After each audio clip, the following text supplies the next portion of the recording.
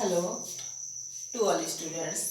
तो अब हम देखते हैं इस वीडियो में हाइड्रोकार्बन से एल्डिहाइड कीटोन बनाने की विधियां कि एल्कीन के ओजोनीकरण से अर्थात एल्कीन पर ओजोन की क्रिया से कैसे बनाया जाता है।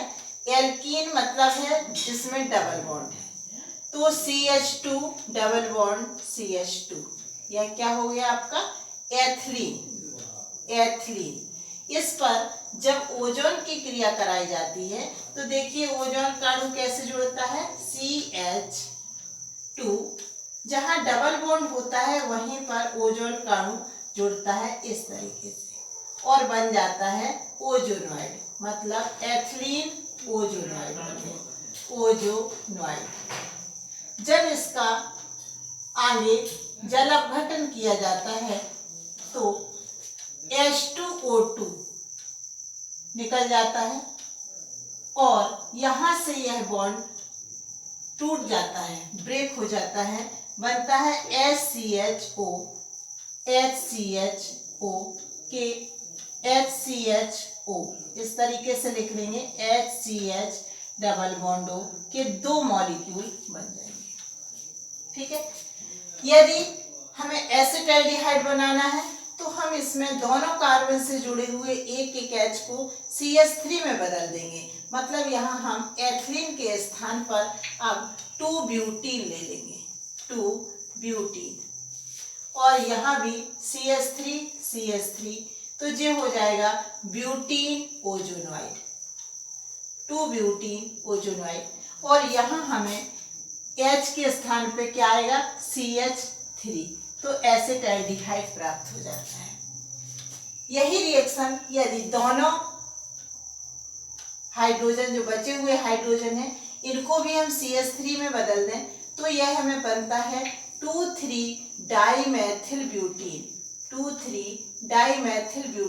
पर जब ओजोन की क्रिया करेंगे तो हमारा यहाँ 2,3-डाईमेथिल ब्यूटीन ओजोनॉइड,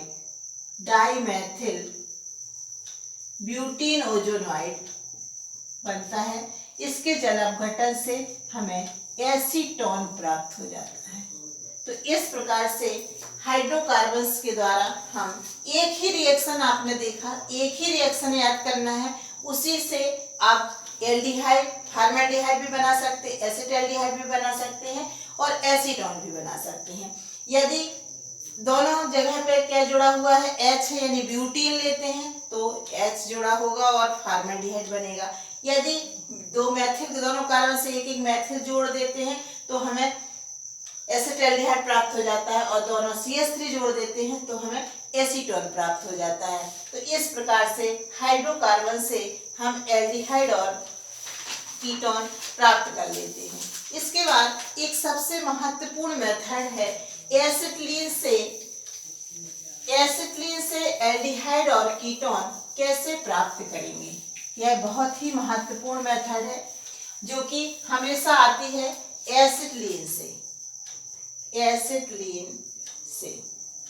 तो ऐसा आता है क्वेश्चन कि जब 1% मर्क्यूरिक सल्फेट युक्त H2SO4 सल्फ्यूरिक अम्ल के जलीय विलयन में acetylene gas CH triple bond CH acetylene gas प्रवाहित की जाती है तो एसिटाल्डिहाइड बनता है। कैसे बनेगा देखिए, 1% मर्क्यूरिक सल्फेट, 42% H2SO4 का जलीय विलयन। यहाँ बच्चे गलती क्या करते हैं कि रिएक्शन H2SO4 की करा देते हैं, जबकि इसमें जो जल है वह अधिक मात्रा में है, इसलिए यहाँ रिएक्शन जो होगी वो जल की होगी। यह योगात्मक क्रिया है, यहाँ जल का योग होगा, तो एसिटिलीन पर जल का योग होगा। किस तरीके से होगा कि CH, यहाँ भी H जुड़ गया और ट्रिपल बॉन्ड बदल जाता है डबल बॉन्ड में और HOH, यानी यह बनता है वाइनिल या विनाइल अल्कोहल, जिसका आगे पुनर्विन्यास होगा, रीअरेंजमेंट पुनर्विन्यास, और पुनर्विन्यास से H धन आयन के रूप में निकलकर यहाँ कार्बन से जुड़ जाता है तो CH3 हो जाता है, और CH यह बॉन्ड इधर आ जाएगा तो CH double bond acid aldehyde बन जाता है, एसिड एल्डिहाइड। ठीक है। इसके बाद यदि हम चाहते हैं इससे एसिटिलीन एसिटाल्डिहाइड से अतिरिक्त अन्य कोई एल्डिहाइड या कीटोन प्राप्त हो हमें, तो हम इसमें यदि एसिटिलीन के अतिरिक्त अन्य कोई एल्काइन इसमें प्रवाहित करते हैं तो हमें एसीटोन प्राप्त होगा। जैसे हमने मान लीजिए यहाँ पर CH3 जोड़ देते हैं, यानी एसिटिलीन की जगह हमने ले लिया प्रोपाइन। ओके, एसिटिलीन की जगह क्या ले लिया, कौन सा हाइड्रोकार्बन ले लिया, प्रोपाइन। इसमें भी इसी तरह से योग होगा। मार्कोनी-काफ के नियम अनुसार OH कहाँ जुड़ेगा, उस कार्बन से जिस पर हाइड्रोजन की संख्या कम है, मतलब इधर जुड़ेगा। जिसमें OH कम है मतलब H कम है मतलब नहीं है यहाँ पर, तो यहाँ CH3 की जगह यहाँ OH जुड़ गया और इस पर H जुड़ जाता है इसी तरीके से।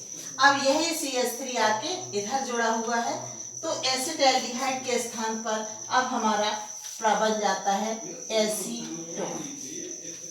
इस तरीके से एसिटिलीन और कोई भी एल्काइन से हम हाइड्रोकार्बन, एल्काइन से एसिटाल्डिहाइड और कीटोन, एसिटाल्डिहाइड और कीटोन कैसे प्राप्त कर सकते हैं, दे सकते हैं।